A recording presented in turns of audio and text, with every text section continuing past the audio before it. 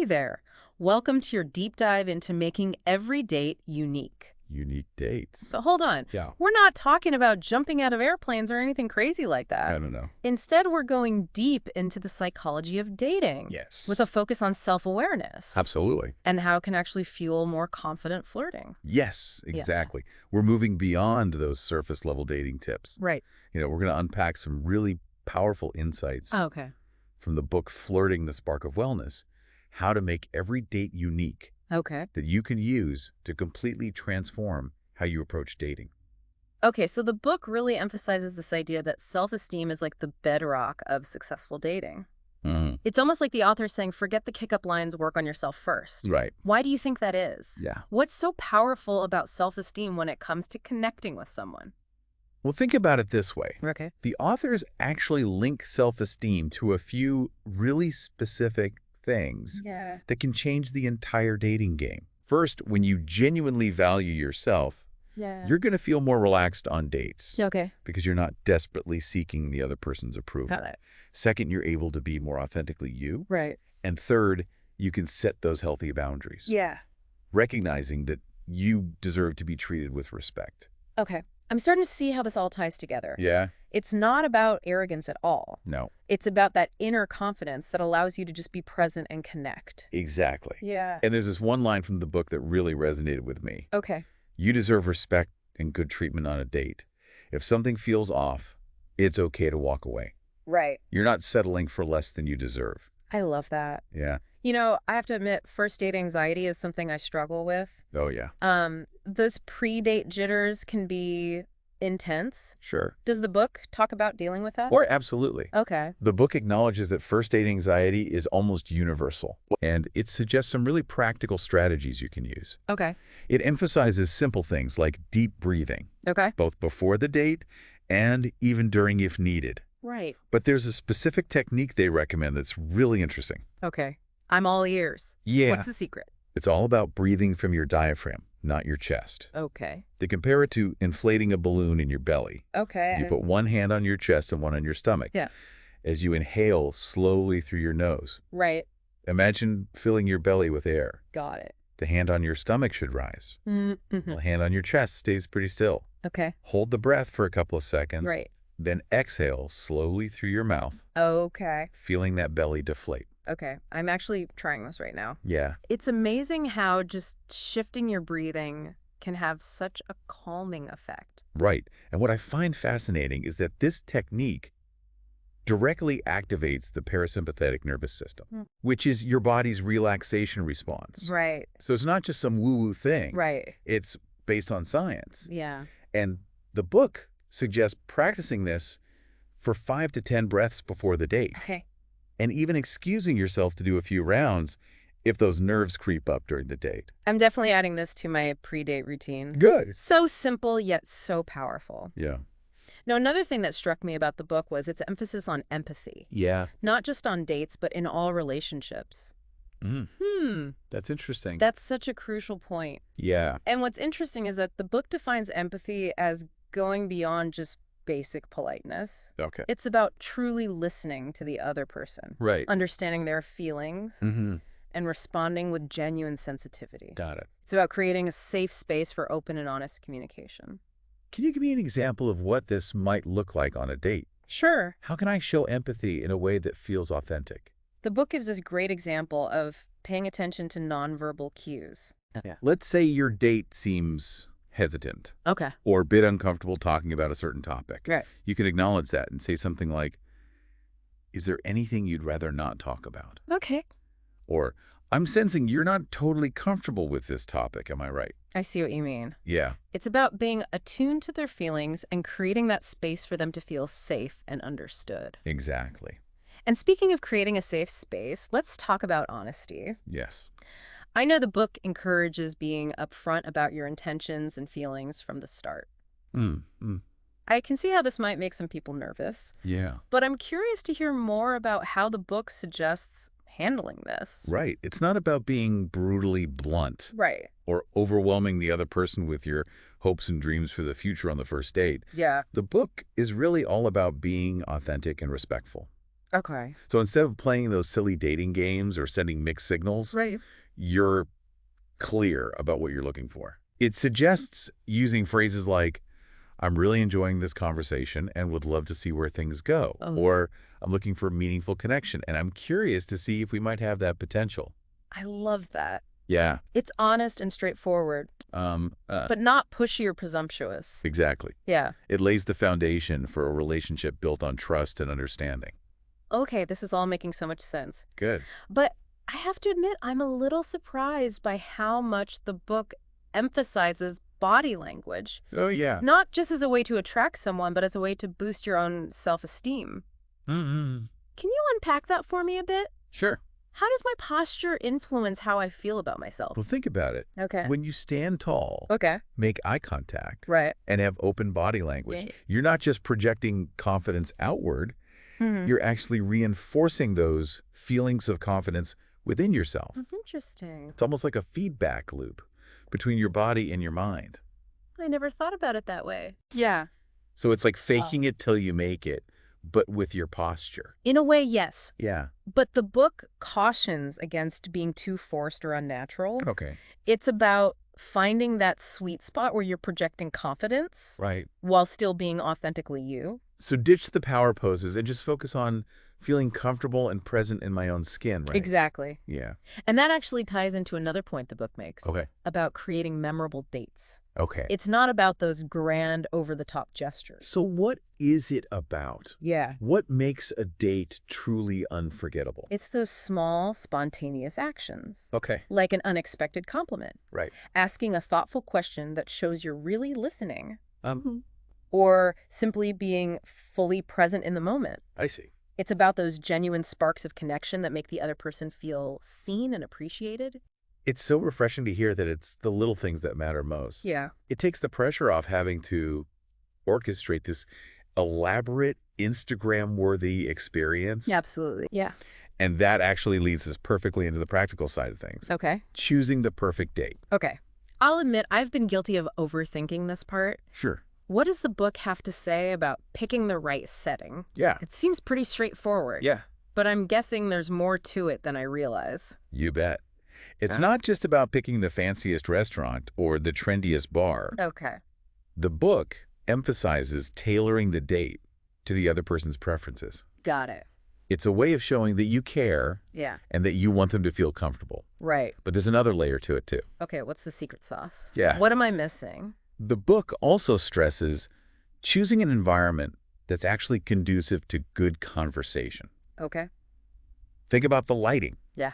The noise level. Right. The seating arrangement. Okay. All these things can subtly influence how easily you connect. Wow, I never considered that. Yeah. It makes you realize how many factors contribute to a truly great date. It's not just about checking off a list. It's about creating an experience. Exactly. Yeah. And speaking of potential bumps in the road, Okay. the book also offers some really insightful advice Okay. on navigating those inevitable disagreements that can come up, Right. even on the best dates. Okay. Yes.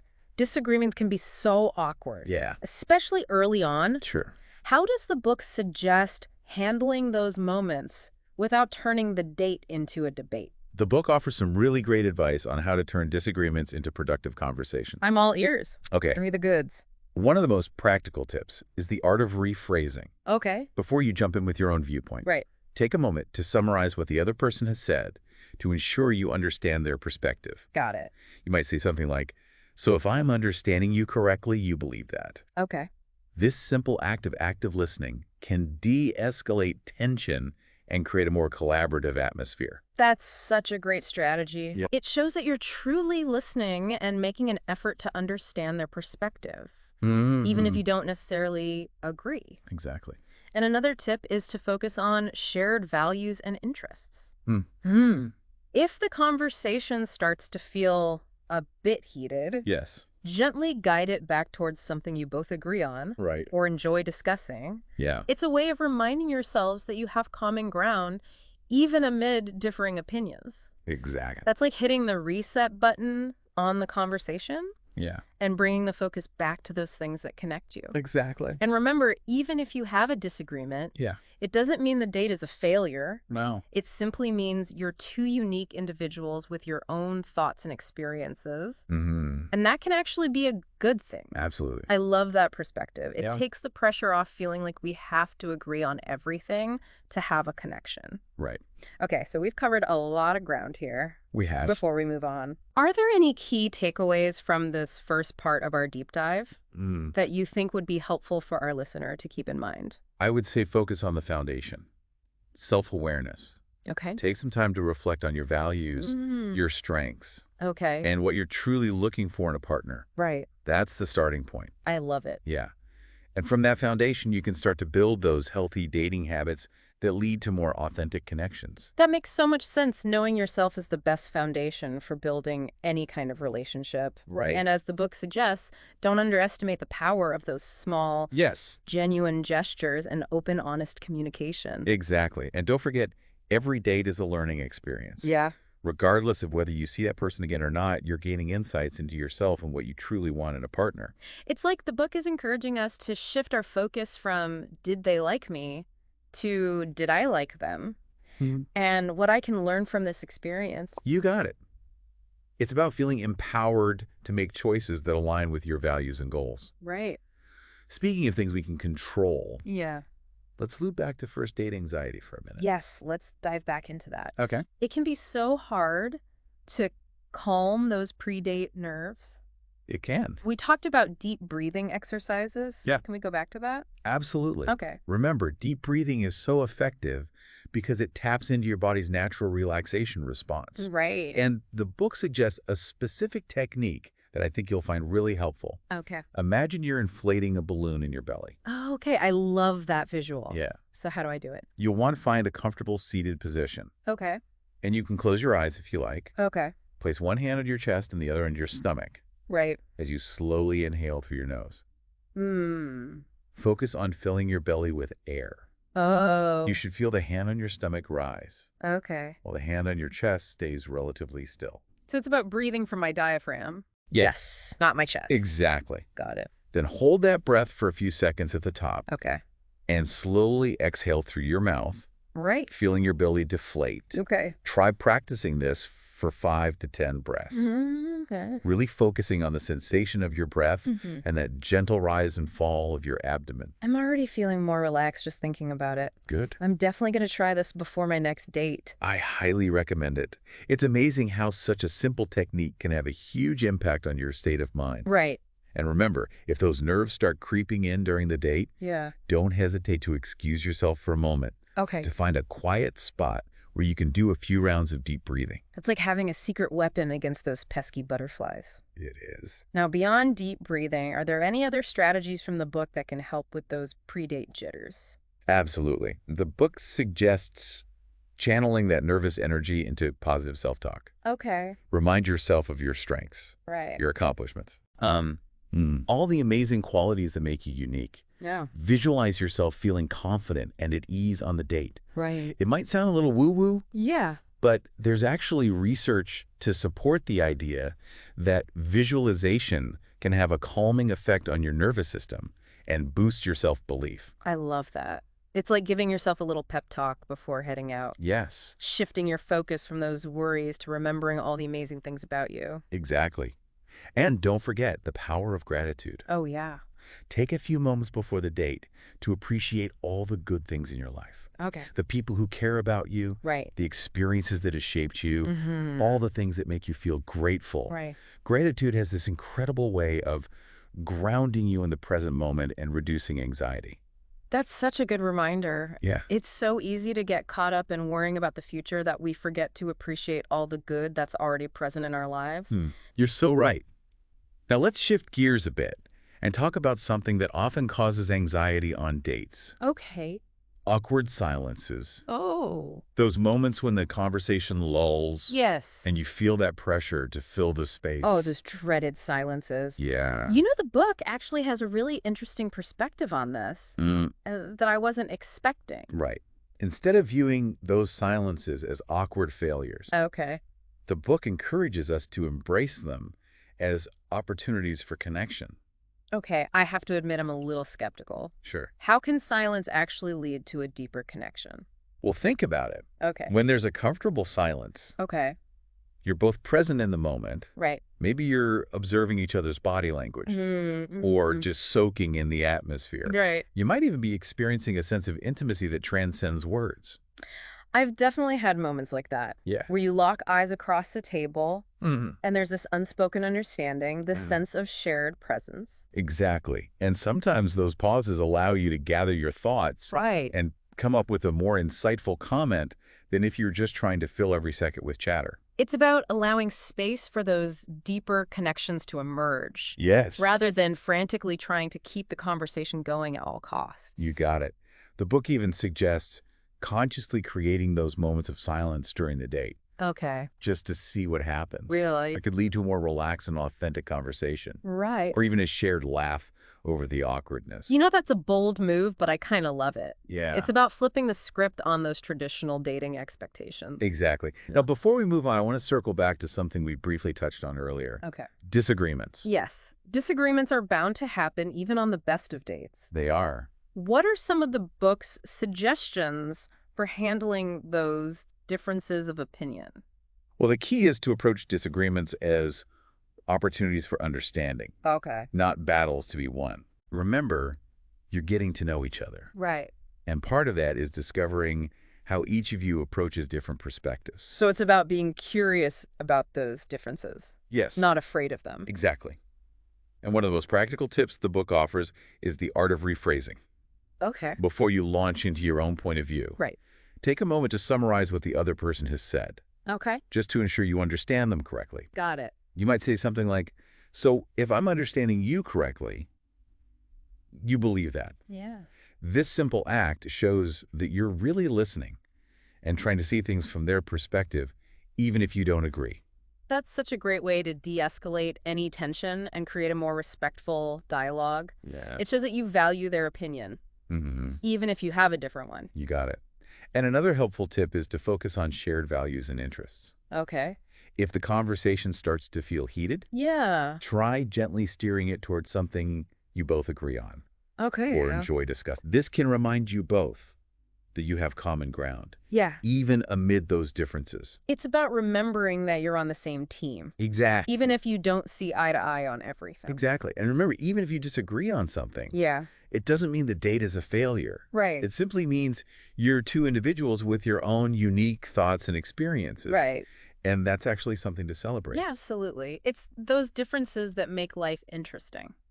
Now, before we wrap up this part of our deep dive, Okay. let's talk about a topic that's so crucial for creating healthy relationships, Okay. but often gets overlooked, especially in those early stages of dating: Okay. setting boundaries. Yes, boundaries. Yeah. I know they're important, Yeah. but I have to admit I'm not always sure how to go about setting them, Sure. especially when I'm just getting to know someone. You're not alone. Yeah. It can feel a little awkward or even confrontational to bring up boundaries. Right. Especially in the context of dating. Yeah. But what's fascinating is that the book frames boundaries as an act of self-care and respect, Okay. both for yourself and for the other person. Okay. That's an interesting way to look at it. Yeah. So how do I actually go about setting boundaries in the context of dating? It all starts with self-awareness. Okay. Before you even go on that date, take some time to reflect on your non-negotiables. Yeah. What are the behaviors you're absolutely not willing to tolerate? Right. What are your needs and limits Okay. when it comes to communication, Mm. physical intimacy, Okay. and emotional investment? So it's about getting clear on what I'm comfortable with Yes. and what I am absolutely not willing to compromise on, right? Exactly. And once you have that clarity, Right.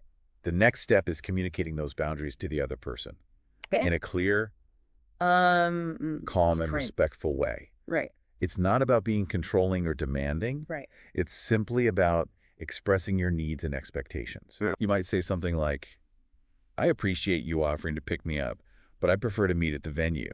Well, Or, I'm not really comfortable talking about past relationships at this stage. right.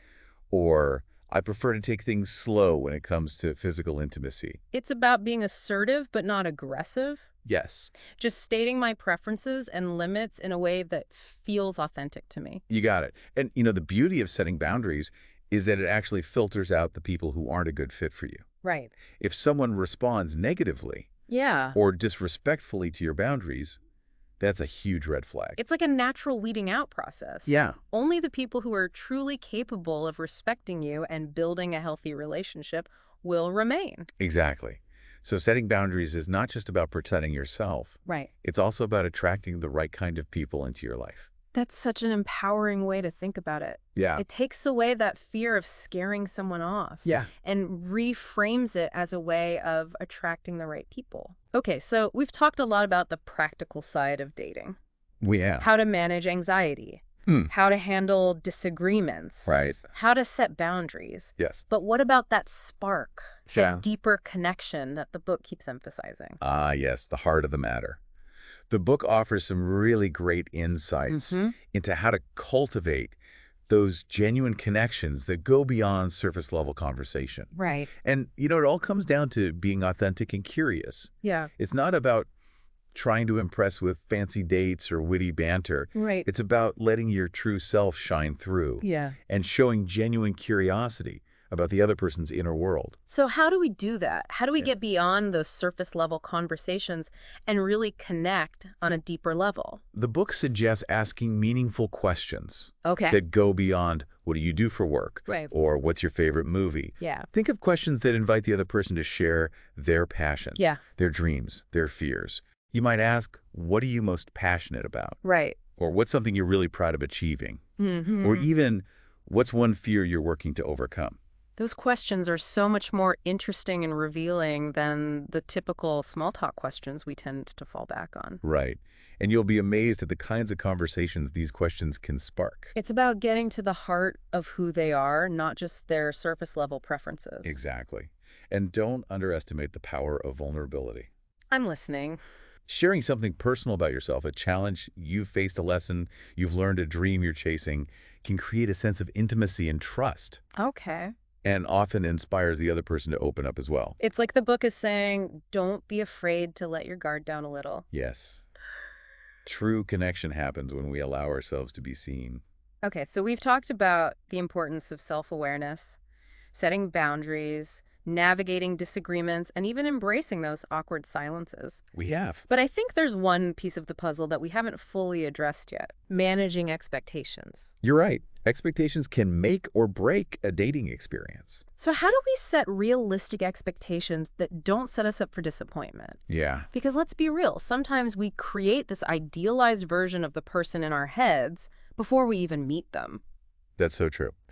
And the book offers some great advice on this. Tell me more. It starts with being honest with yourself about what you're truly looking for in a partner. Okay. Are you looking for a casual connection or something more long-term? Right. What are your core values and non-negotiables? Right. Once you have that clarity, you can approach dating with more intention and avoid wasting time on relationships that aren't aligned with your goals. Right. So step one is getting clear on what I want. Exactly. Yeah. But there's another crucial element to managing expectations, Okay. and that's recognizing that relationships are dynamic, Okay. ever-evolving things. What do you mean by that? It means that people change and grow, Right. and relationships evolve over time. So we can't expect things to stay exactly the same as they were on the first date. You got it.